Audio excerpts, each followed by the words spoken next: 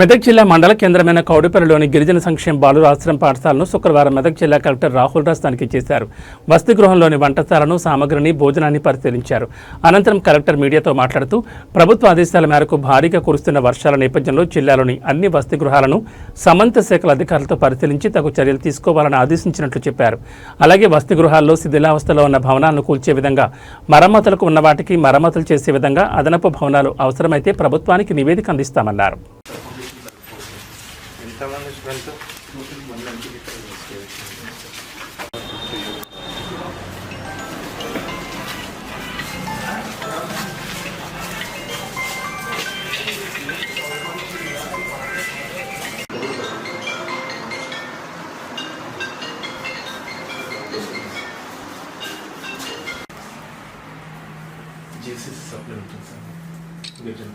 ఇది కూడా చేసేసి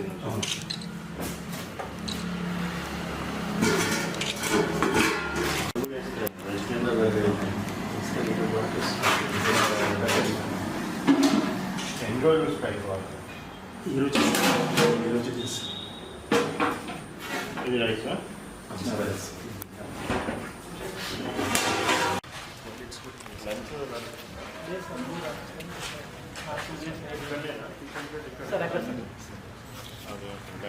జిల్లా ప్రజలకు అందరికీ కూడా నమస్కారం.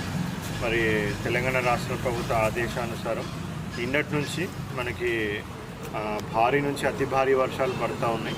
మరి ఒకవేళ వర్షాలు ఎక్కువ పడ్డట్టయితే కూడా కొన్ని ప్లేస్లో ఒకవేళ పాత బిల్డింగ్లు ఏమైనా ఉంటే కూడా అవి మనకి కూలిపోయే ప్రమాదం ఉంటుంది. కాబట్టి అన్నీ మన జిల్లా వ్యాప్తంగా ఉన్న అన్ని రెసిడెన్షియల్ స్కూల్స్, గురుకులాలు, మళ్ళీ తర్వాత హాస్టల్స్, కేజీబీవీలు, ఇవన్నీ కూడా రెసిడెన్షియల్ ఇన్స్టిట్యూషన్స్ అన్నీ కూడా మొత్తము ప్రభుత్వం ఇంజనీరింగ్ వింగ్స్తోని సో అన్నీ కూడా ఇన్స్పెక్షన్ చేయమని ఆదేశాలు ఇవ్వడం జరిగింది. మరి దానికి అనుగుణంగా నిన్నటి నుంచి కూడా మన జిల్లా వ్యాప్తంగా ఇంజనీరింగ్ డిపార్ట్మెంట్స్, సో పిఆర్ కానివ్వండి, ఇరిగేషన్ కానివ్వండి, ఈడబ్ల్యూఐడిసి వాళ్ళు సో అన్నీ కూడా బిల్డింగ్స్ ఇన్స్పెక్షన్ చేస్తూ ఉన్నారు.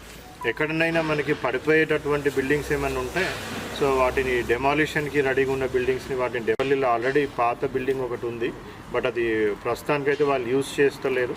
సో ఆల్రెడీ కొత్త బిల్డింగ్లకి షిఫ్ట్ అయిపోయినారు. ఆ పాత బిల్డింగ్ కూడా దేనికి పనికి రాకుండా ఉంది కాబట్టి తొందరలోనే మరి దాన్ని కూడా డెమాలిషన్ చేసి తీసేయడం జరుగుతుంది. మళ్ళీ ఏమైనా అడిషనల్ రూమ్స్ అవి ఏమైనా కావాలంటే కూడా ప్రభుత్వానికి నివేదిక పంపించడం జరుగుతుంది. సో దానికి అనుగుణంగా తదితర చర్య కూడా తీసుకోవడం జరుగుతుంది.